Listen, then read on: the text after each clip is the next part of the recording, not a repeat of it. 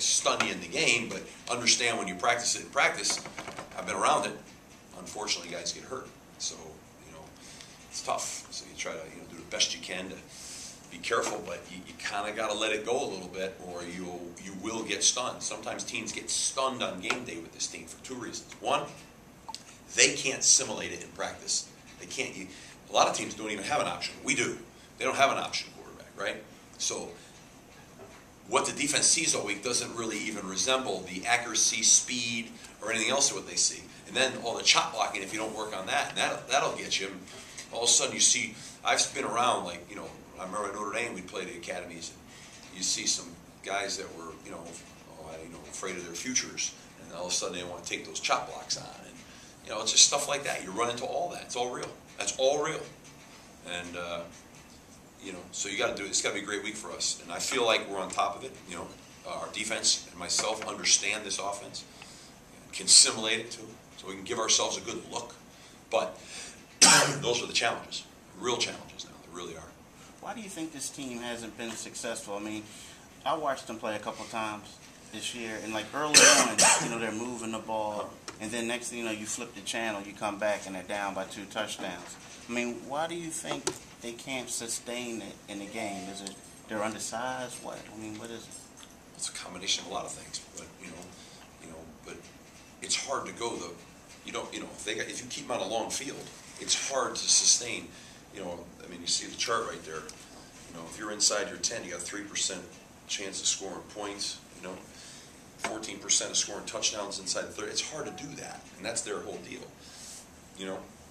But what's hard is they possess the ball for 34 minutes. I mean, that's a lot of it. We possess the ball a long time here, and that helps your defense. But they possess it a real long time. So you're only going to get so many cracks at them. You need some special team plays. Your offense is only going to get so many shots. And I've watched some people play them. They've tried to throw the ball, some people early, and they get themselves in 3 and outs. And all of a sudden they got the ball, and they pop one on you, and you're down 7-0, and you press a little bit, and you kind of get off schedule. And watch out with that now. On offense, you don't want too many 3 and outs now. You get a bunch of 3 and outs, and you give them the short field a couple times, you're going to have a problem on your hands. But on the flip side, if you get up on those teams, sometimes they're not big passing attacks. It's hard for them to come back quickly, too. So those are all the pluses and the minuses. I think it's a great offense. I really do. I think it's tailor-made for the style of kids that they're playing with. I think it is. It's because they're highly accountable, and that's a precision deal. Everyone has to be right on what they do, and their scheme compensates for maybe someone who's a little shorter, smaller, not as fast. They don't have to have dominant offensive linemen. So, like I said, I was a high school coach. I was a college coach. I started in that offense in college. I remember studying at Arkansas State. With Larry Lacewell, who used to be the offense coordinator at Oklahoma back in the day, and Maurice Carthon was their fullback at Arkansas State. And I've been in this. I know that offense now, and I've studied it when I was at Notre Dame. We studied a piece of it when we were coaching at Notre Dame, and I ran it in high school as a head high school coach. So I kind of get it. I know it. There's been changes over the years, but I can quickly adapt to those. So I think that's good that I'm not myself feel like I don't understand it, but maybe it's a double-edged sword because I also know what it can do to you. So maybe ignorance would be bliss if I didn't know that offense so well, But I know it can carve you up pretty good, So, but we'll make a great run at practice this week of giving ourselves a tremendous look. Hopefully, we don't lose anybody in the process. Now you said Bernard is practicing, so I'm assuming is he going to start this week? I don't know. Bad. I'm worried about today. It seems like this is the year of I'll leave here and by 3 o'clock someone will have a cold or something, and they'll be out of practice today. I mean, I don't know. Honest to God, I just kind of I got to the point now where I'm just getting ready to have a great practice. I'm rolling out there. Whoever's ready to roll, we're rolling. Whoever's not isn't. I'm not worried about it. I'm just not. We got to rock and roll, and you got to be careful. You don't expend a lot of energy angsting over all the stuff that is completely out of your control. Especially on Tuesday. So that's why when I give you those answers, that's how I really feel. But it'll be about on offense. Our offensive guys will take about 60-something reps today, so there'll be plenty to go around for everybody. So there'll be no shortage of opportunities to run yourself silly. Steve, how many backs have you seen over your career who are 5'5", 170 like Matt, who can do what he does? Anybody that you've seen in your career that might? Yeah, I mean, I've been around a few of them, I guess. You know, those guys that are just like that. You know, Brandon James was at Florida, was like that. You know, Dempsey and Rainey aren't exactly huge.